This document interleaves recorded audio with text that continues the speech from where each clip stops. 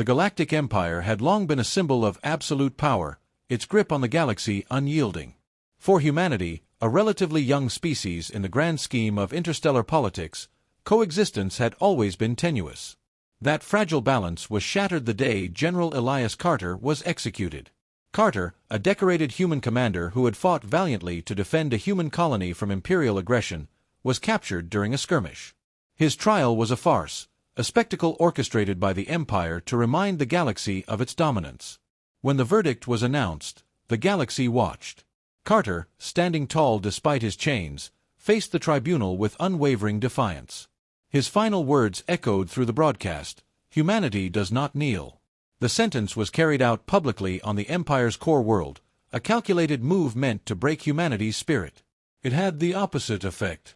On Earth, and across every human colony, shock turned to fury. Carter's image, proud, unyielding, became a symbol of resistance. Citizens took to the streets in protest, demanding retribution. Politicians who once advocated for diplomacy now spoke of war.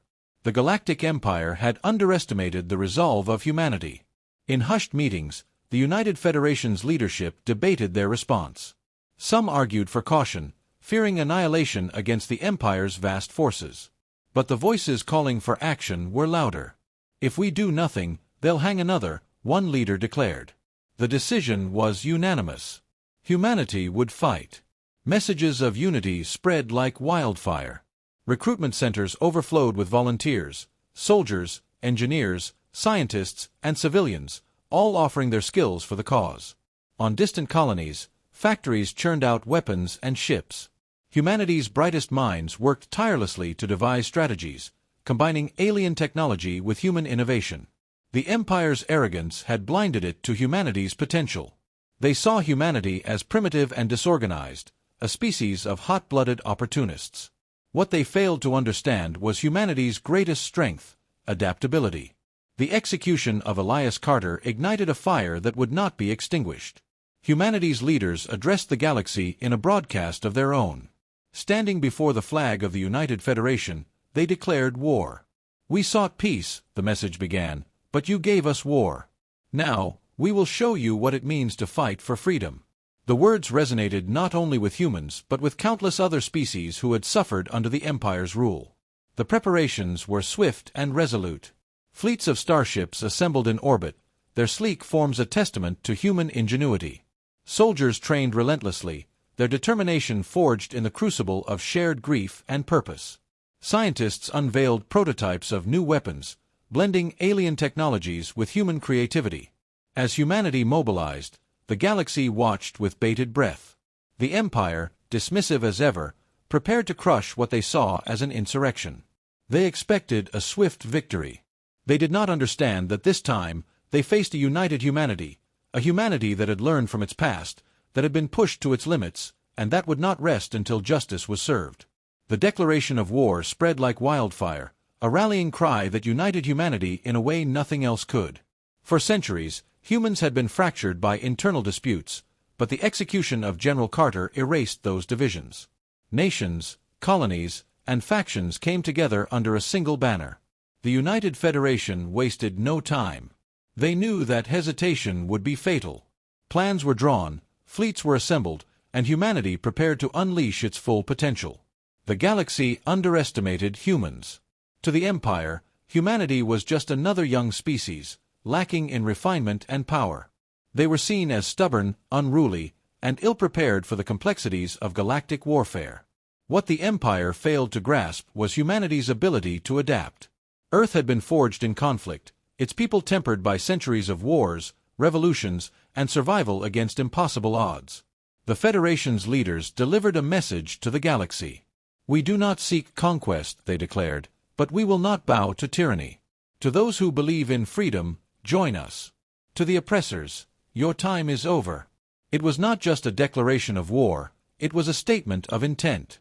Humanity would not be silenced. Factories on every human world shifted into overdrive. Ships were constructed at a breakneck pace, each one a testament to humanity's resourcefulness. While the Empire relied on massive fleets and standardized designs, humanity thrived on ingenuity. Engineers developed modular systems, allowing ships to adapt mid-battle. AI systems, often dismissed by other species as unreliable, became key to human strategies. The first wave of recruits was a mix of seasoned soldiers and eager volunteers. Veterans who had fought in planetary skirmishes now trained side by side with farmers, students, and factory workers. The shared purpose bound them together. Training camps became hives of activity, every recruit driven by the same determination, to honor General Carter's memory and ensure no human would ever suffer the same fate. Human scientists worked around the clock, developing weapons that could level the playing field. They experimented with alien technology, reverse engineering what the Empire had taken for granted and improving upon it. Plasma-based weaponry, energy shields, and advanced cloaking devices were integrated into human designs, creating a fleet that was unpredictable and deadly. Diplomatic channels were not ignored. The Federation reached out to species oppressed by the Empire, offering alliances based on mutual respect. Some were hesitant, fearing the wrath of the Empire. Others, inspired by humanity's defiance, pledged their support. Small but vital alliances began to form, giving humanity access to resources and intelligence that further leveled the odds. The first strike came swiftly. A human task force targeted an Empire supply convoy, crippling a key logistical chain. The attack was calculated, efficient, and devastating. The Empire dismissed it as a lucky blow, but it was only the beginning. Humanity's strategy was not to overwhelm but to outthink. They would strike where the Empire least expected, using their adaptability and unpredictability to turn the tide of war. Humanity had declared war, and they were ready to show the galaxy the price of underestimating them. The war began in earnest, and the galaxy was set ablaze. Humanity's early strikes disrupted key supply chains and communications, forcing the Empire to redirect its vast resources. These victories were not mere accidents. They were the result of meticulous planning and a deep understanding of the Empire's weaknesses. Every move humanity made was calculated to exploit the enemy's overconfidence and rigid structure. In the opening months, humanity proved their worth as tacticians. Small fleets of agile, adaptable ships ambushed larger Empire armadas, using unconventional strategies to outmaneuver and dismantle their forces. Asteroid fields became deadly traps, nebulae turned into cloaking shrouds, and uncharted systems were transformed into battlegrounds where humanity held the advantage. The Empire's reliance on brute force was its Achilles heel, and humanity exploited it at every turn. But victory came at a cost. The Empire, wounded and humiliated, responded with overwhelming force. Their fleets descended upon human colonies, deploying their massive dreadnoughts and legions of soldiers. Worlds burned under their assault. Civilians fled in panic as cities were reduced to rubble. The human colonies of Vallis Prime and Eridan were among the first to fall, their populations decimated despite desperate evacuations. The losses were staggering, but they only steeled humanity's resolve.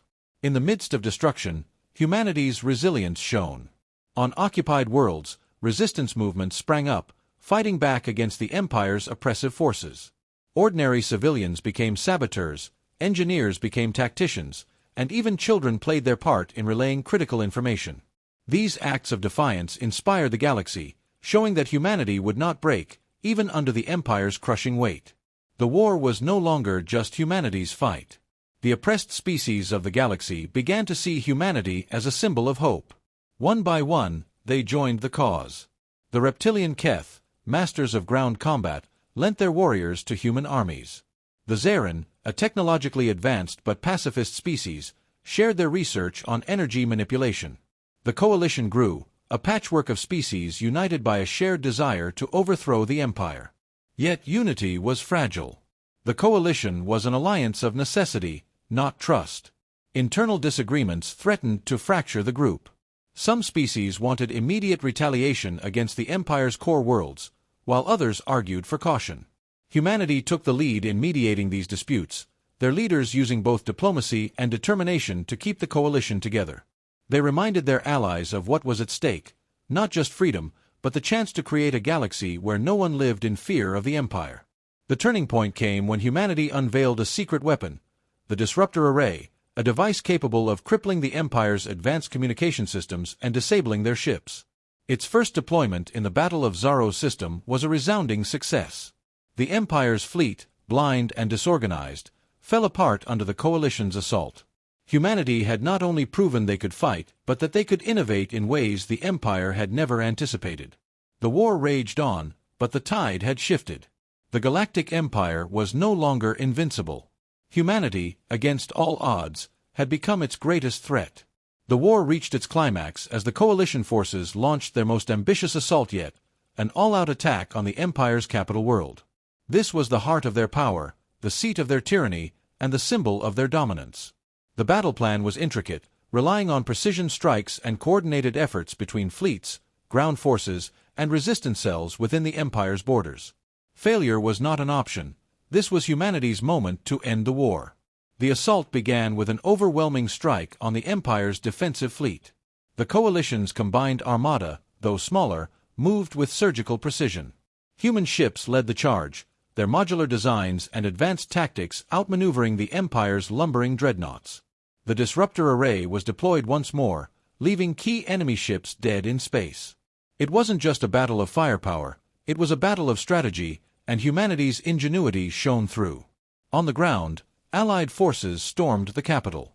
Human soldiers, bolstered by Keth warriors and Zarin drones, fought street by street. The Empire's once mighty legions found themselves overwhelmed by a coalition that had nothing left to lose and everything to gain. Resistance cells within the city rose up in unison, striking from the shadows to dismantle Imperial strongholds. It was chaos, but within the chaos was purpose, a relentless drive to tear down the Empire's grip on the galaxy.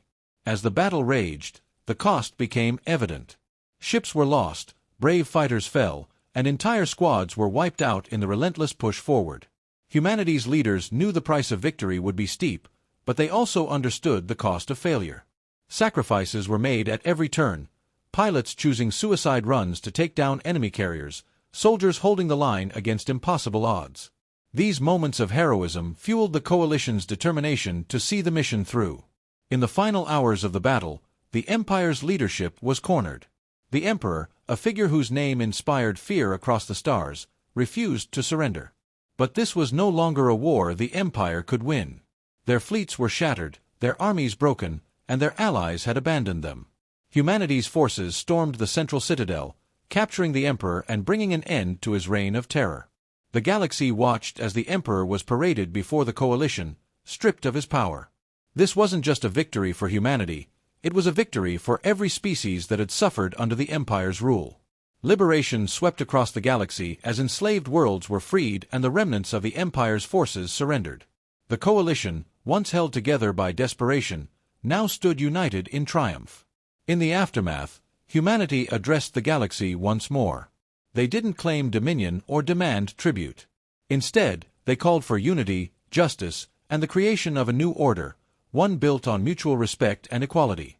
Their message was clear: we do not seek to rule.